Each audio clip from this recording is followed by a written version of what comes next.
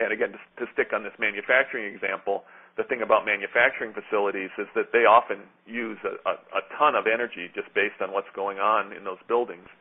I was with a customer in Milwaukee earlier this spring, and we visited with a large manufacturing customer of theirs. They had 6 plants. Each of them were using more than $1 million a year in energy. And this contractor was invited to sit with that manufacturer in an all-day session that was dedicated to coming up with ideas on how they could reduce the energy spend in those facilities. And as you can guess, I mean, it was a great opportunity for that customer to prospect for future project work, as well as just, again, create a differentiated positioning relative to other contractors.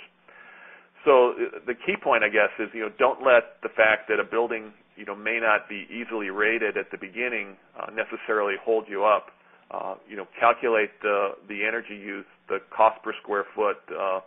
Some of those metrics are still relevant to put in front of a customer to try and move the process forward.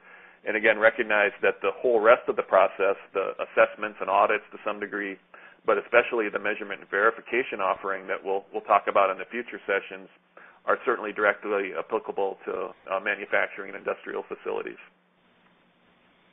Okay, so the next question, I've heard ASHRAE is coming out with a benchmarking system. Will that replace Energy Star? I think the short answer is no. I don't think it will replace Energy Star. Energy Star has a tremendous amount of brand equity, especially in the commercial real estate sector. BOMA pushes it hard. It's intertwined and integrated with the LEED program.